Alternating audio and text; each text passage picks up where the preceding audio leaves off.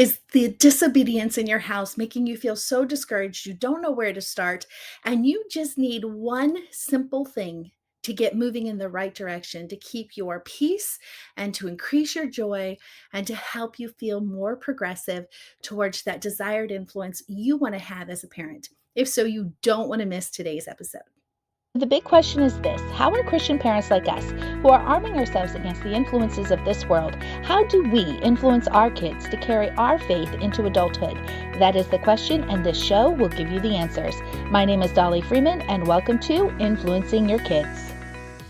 As parents, we are balancing a whole lot of life demands on us, and oftentimes those demands crowd out the very important calling we have as parents. And with it, one decision after the other, one commitment after another. Before you know it, our influence of our children becomes so small because the amount of time we give to our children in connecting with them and teaching and instructing them all seems crowded out by these life demands. And the more we add to the plate, the more distractions we have from our cell phones to streaming to online activity, as well as getting us out with other people. All of those demands and commitments can easily crowd out the very thing that you and I are trying to do as parents, and that is to influence our children. So, what would you like?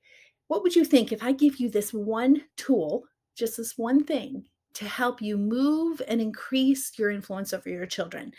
It's not something that is simple check off list. It's something that can become simple, but it does require some changes of habits of disconnected and habits of being totally distracted with the things online and on our phone, and the lack of eye contact, and just keeping our calendar so filled with activities out of the house, projects in the house, all of these things. If we can take a little piece back with this one thing that I'm going to be sharing with you in this episode, you will see an increase in influence pretty quickly. Now, I do go into more details on exactly how to do this inside Lasting Influence, which is the first level to wholesome influencers. So you can check that out. But what I want to do is get you started today. I want you to wrap your mind around this new habit, this new thing that you're going to make room for in your home. I call it seized happy moments. This is influenced by Charlotte Mason, my mentor. And when she was writing to homeschooling moms, there was so much wisdom that I found that totally changed our life beyond homeschooling. It affected me in my parenting, it affected our home really fast. And it's this thing called seize happy moments. What it means is when we're seizing happy moments, when we are creating happiness within our home as a priority, and we're committed to ensuring that we're having more and more of these happy moments in our home, what's happening is our children's hearts begin to open up to us. And in that opening, we're able to seed one new idea through a heart to heart conversation, through just a simple conversation with no big agenda behind it. And that's the key. We don't want to have this huge agenda where we have these talk points or we have key things. We're just trying to connect heart to heart in these happy moments. And we're going to seize them because they're things that are already happening. Now, I don't know about your home, but our home, everyone loves to be in the kitchen. And it's not that everyone likes to do the cooking and the cleaning, but it seems like when one person is in the kitchen making a dish of some kind, there's conversations around the kitchen, conversations around the table, conversations easily happen when there is a meal in front of you. I want you to think about how you can seize this one area in your home, this ability to be able to seize this moment of opportunity where you can open up your children's heart by making it a happy. What that means is you're going to avoid any type of criticism. You're not going to tell them anything they may have forgotten or they haven't done right, or um, anything along that line. You're in this moment, you're more of a friend than a parent. In this moment, you're trying to connect their hearts by maybe talking about a conversation that's dear to their hearts just to get them in that position to open up. And then you're just thinking, what is it that I want to instill in my child right now that they walk away and think about themselves? In that moment, you don't want to get too literal and too preachy or too intentional about list and demands and all this thing. It's a heart to heart, like a friend to a friend.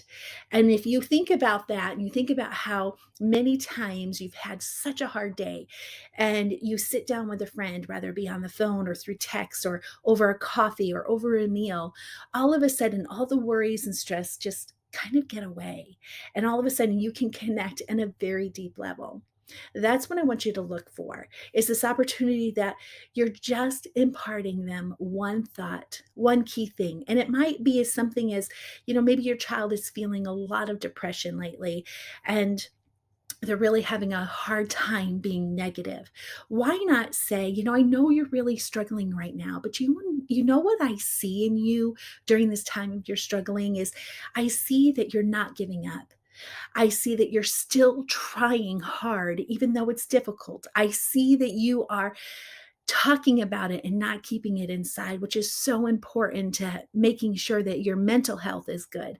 I see that you're trying to laugh at things that oftentimes could get some people discouraged. And you just take that time showing them the good. And that alone will help them to recognize, you know what?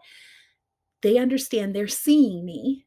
And a lot of depression happens with people who just don't feel seen. They just feel like the world is against them. And what you need to do is show them that they're working hard and that you notice their efforts.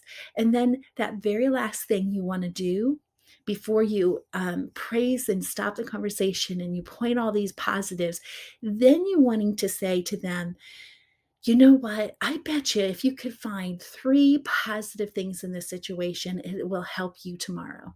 So then take and say, what's 3 things you can think of or 5 things?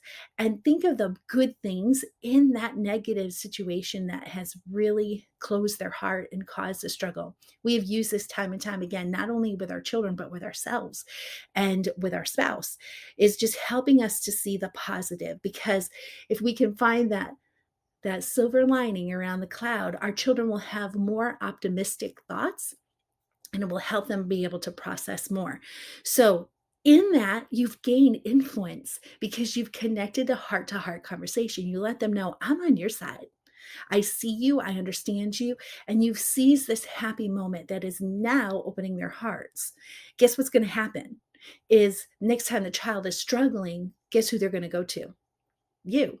They're going to then want to hear your words because you have now showed yourself a friend who loves at all times. Thank you for listening to Influencing Your Kids. Start a conversation by commenting on this episode, sharing it on social media, or joining the Influence Movement absolutely free. Subscribe now so you don't miss our next episode.